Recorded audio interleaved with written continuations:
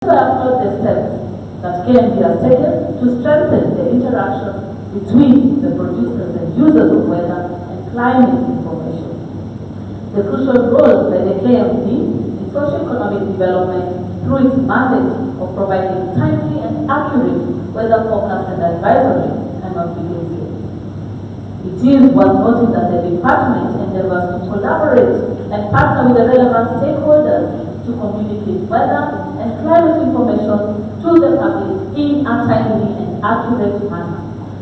The Ministry of Environment, Climate Change and Forestry is mandated to promote and facilitate good governance in the protection, restoration, conservation, development and management of environment and forestry resources for equitable and sustainable development. The National Climate Outlook Forum has become one of the best user interface platforms, providing a forum to improve the access, use, and application of seasonal forecasts, enhancing dialogue and interaction between producers and users of climate information, improving co-production processes, assigning stakeholders roles and responsibilities for climate services, and strengthening multi-institutional coordination.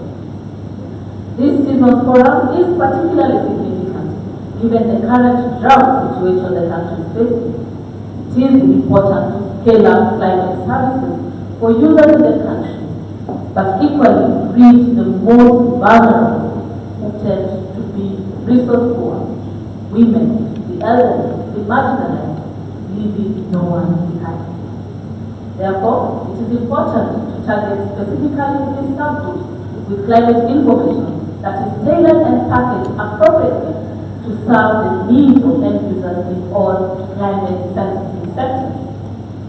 In a world where exacerbated climate variability and uncertainty is projected as significant consequences of climate change, equipping policy planners and the most vulnerable communities with early climate or weather information and advisories to anticipate climate-related shocks and changes is an urgent priority.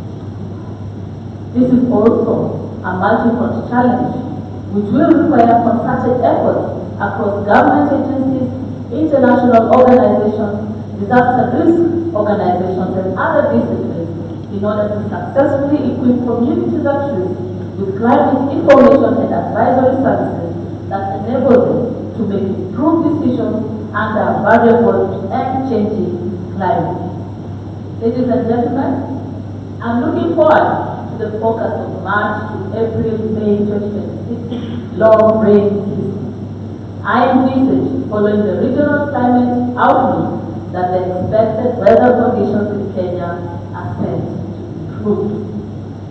The country is currently facing a drought period, as you know, and I'm pleased to report that with the guidance of the Meteorological Department and other stakeholders, the drought is being well managed through planning of various activities in line with the weather and climate forecast, warning, advisories, and alerts.